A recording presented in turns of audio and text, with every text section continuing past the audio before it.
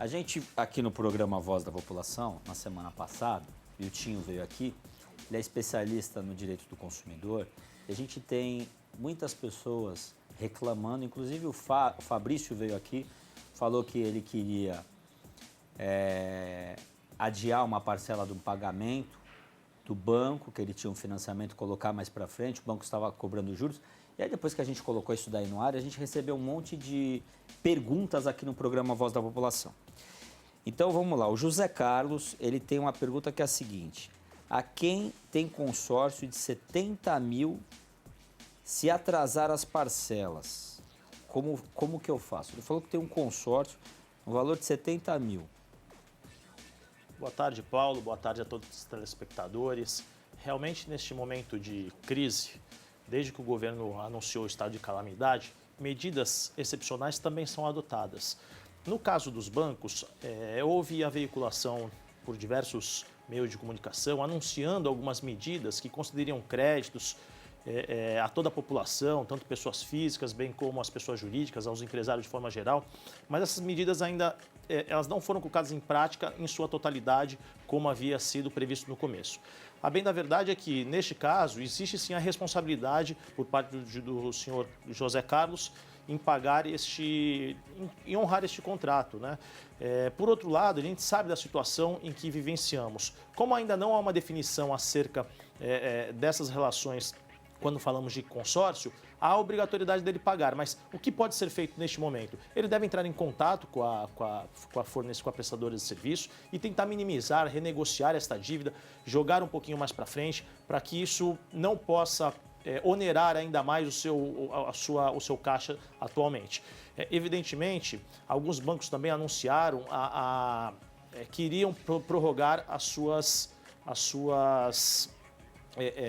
cobranças, só que a gente tem percebido que as pessoas têm encontrado muitas dificuldades nesse sentido. Então, a gente ainda não vê ainda uma luz. O Poder Judiciário tem tomado algumas medidas favoráveis ao consumidor nesse sentido. Os bancos, neste momento, eles não podem aumentar os juros que são praticados acima da média de mercado, como ocorreu no mês passado, muitas reclamações por conta de toda essa crise que os bancos aumentaram, mas a gente pede que, neste momento, ele entre em contato... O José Carlos, ele falou que entrou em contato com os SPC e Serasa, né?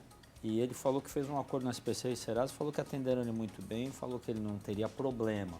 Eu acho que o SPC até o Serasa, eles também são instituições que devem estar entendendo o que está acontecendo. Mas ele fica preocupado, que ele nunca atrasou uma parcela e vai atrasar. Tem muita gente que nunca atrasou, mas a pessoa também ela não está recebendo esse dinheiro dentro do mês. E ela vive com aquela quantia daquele mês.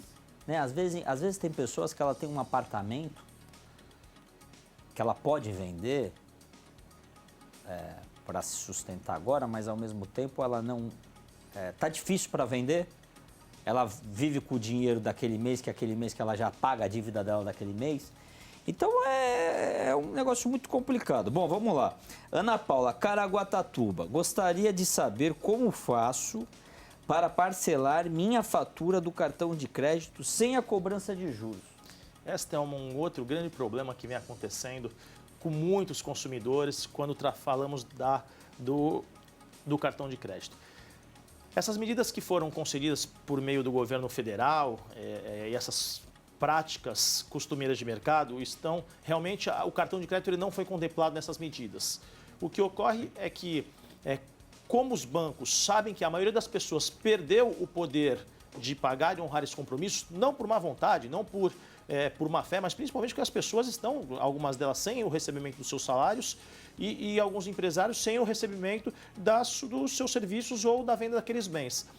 Os bancos eles vão se tornar um pouco mais flexíveis no recebimento dessas obrigações no caso do cartão de crédito. É importante o quê? Que os consumidores entrem em contato com as instituições bancárias, com as administradoras de cartões de crédito e tentem renegociar essas dívidas e desde que os juros praticados não sejam acima da média praticada pelo mercado. Essa daqui é de Peruíbe, a Elisete.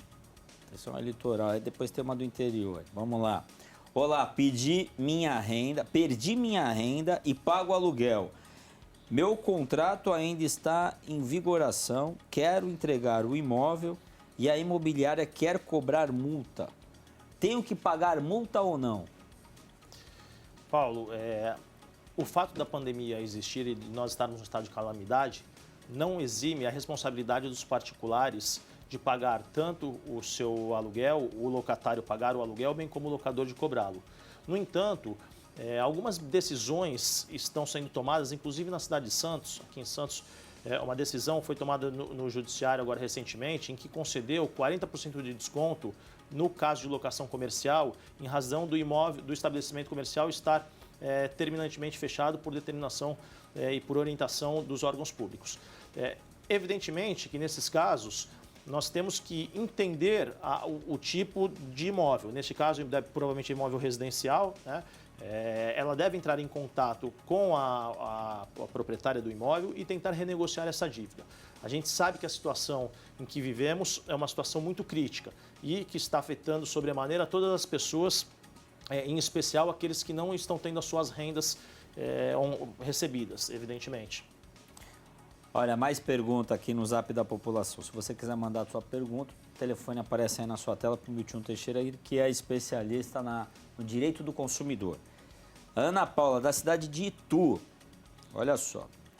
Oi, boa tarde. Meu nome é Ana Paula e eu fiz um acordo que eu tinha no meu nome. Era um plano de saúde e um protesto. Eu já paguei a dívida e ainda consta o meu nome no SPC.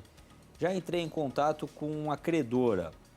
Eles dizem que já tiraram o meu nome da restrição, mas continua meu nome lá. O que eu faço?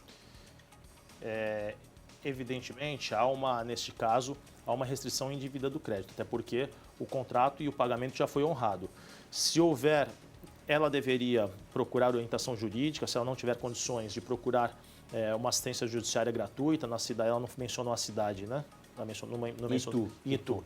A assistência judiciária, tanto a Defensoria Pública, para que possa ingressar com a devida ação judicial. Neste caso, cabe uma indenização por danos morais, até porque o nome dela continua inscrito nos órgãos de proteção de crédito de forma indevida, já que as obrigações foram honradas.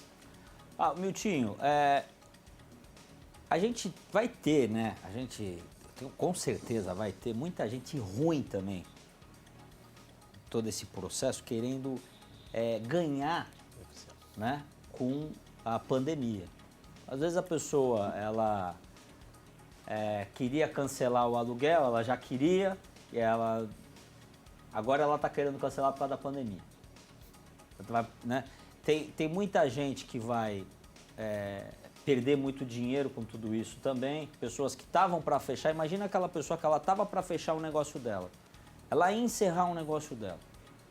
Né? Tava tudo empatado, ela estava empatando, ela estava às vezes até perdendo um pouco. Aí ela vai resolver falar, não, quer saber? Eu vou fechar. Isso daí vai acontecer. E aí o contrato que ele tinha de aluguel, ele não vai querer pagar multa.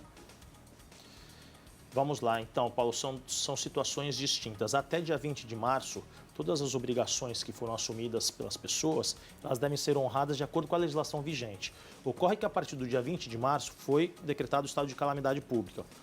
E existem alguns projetos de lei que tramitam no Congresso Nacional, tanto no Senado Federal, bem como na Câmara dos Deputados, para minimizar e socorrer as pessoas em todas as áreas do conhecimento jurídico.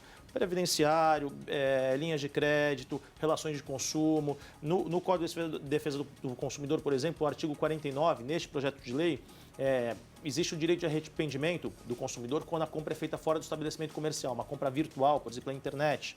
O direito de arrependimento, neste caso, é de 7 dias. Como as compras estão sendo feitas agora por meio da internet e fora dos estabelecimentos comerciais, de forma geral, neste projeto de lei, o direito de arrependimento se estenderá até o dia 30 de outubro do corrente ano.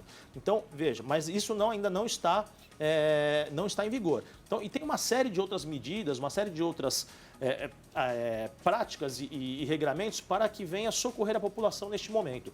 Evidentemente que o próprio mercado vai regular isso. No momento de crise, todo mundo perde. A maioria das pessoas perde, tanto os funcionários, prestadores de serviços, bem como aquele que coloca bens e produtos no mercado para vender. Então... Olha, traz para um aqui. Deixa eu só falar um negócio para você, meu tio. Aquela pessoa que ela parcelou a televisão que ela está assistindo agora a gente, tá lá, tá preocupada. Ela foi lá, comprou na loja, dividiu em 12 vezes, R$150, enfim. Essas pessoas que estão assistindo a gente agora, ela não vai conseguir pagar esse mês. O que vai acontecer? Nós temos visto isso ocorrendo de uma maneira em grande quantidade no mercado, né? E temos visto também algumas grandes empresas concedendo isenções das multas de juros que, em regra, seriam praticadas. Algumas grandes lojas de departamentos já anunciaram isso de forma pública, com o intuito não só de receber aquilo que lhe é devido, mas também dar um fôlego e entender o momento que toda a população vive. Aqui nós temos que unir esforços, tanto entre consumidor, tanto entre as pessoas, o funcionário, o trabalhador, bem como os pequenos, médios e grandes empresários. Todos nós somos afetados com esta crise pandêmica que vivenciamos. Então o telespectador ele tem que ligar na loja para tentar fazer um acordo. As pessoas precisam conversar.